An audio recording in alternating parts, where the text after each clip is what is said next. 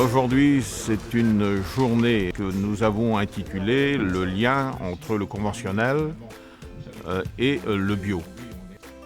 L'articulation de la journée, elle s'est faite entre l'EPAB, donc qui est la structure porteuse au niveau du contrat de territoire, et le GAB. L'agriculture conventionnelle qu'on peut rencontrer en Bretagne ou en France ou en Europe en général, c'est une agriculture qui demande beaucoup d'intrants.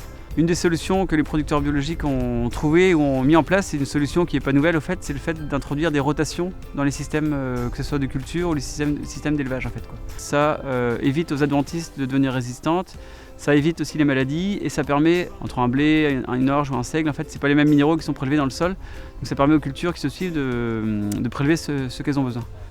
Pour tout agriculteur, c'est important de bien connaître son sol, et non pas seulement le sol, mais aussi la circulation de l'eau sur ses parcelles, qui est importante d'un point de vue culture, d'un point de vue ressuyage, d'un point de vue lessivage de sol.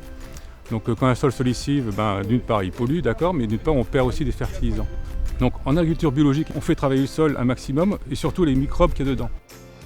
Moi, je travaille beaucoup avec des produits à base d'algues marines, et puis une fonction, c'est de stimuler les plantes, donc la croissance et puis leur défense immunitaire. C'est une autre approche, c'est une autre manière de travailler. Le point le plus important pour une conversion en bio d'un élevage, c'est d'être autonome au niveau alimentaire, d'avoir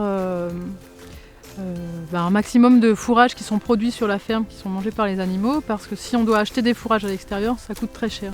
Du coup, pour être autonome, ici, dans cette région où l'herbe pousse très bien, on préconise de faire pâturer un maximum les animaux. Souvent, ce qui pose question aux éleveurs avant de passer en bio, c'est la question de la gestion de la santé.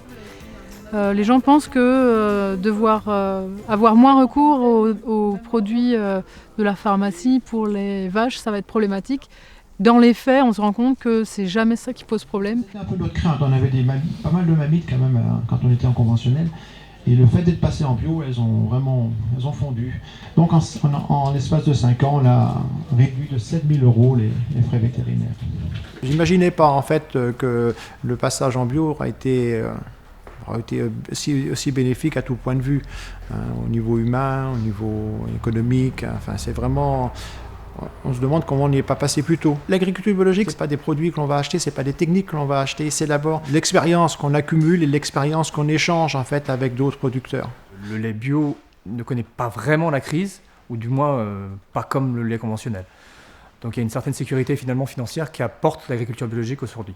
On est sur des fermes qui ont conforté leur performance économique, leur viabilité économique, et pour une grande partie d'entre elles, elles l'ont même vu se développer avec la conversion bio. Ils se sentent finalement plus épanouis dans leur métier, plus valorisés du fait que d'une part il y a une reconnaissance plus importante de la société, et en même temps aussi ils gagnent mieux leur vie, donc ça contribue à l'épanouissement personnel. On est relativement fiers de notre métier de producteur de lait, qui plus est en bio, où on a concilié économie, technique et environnement.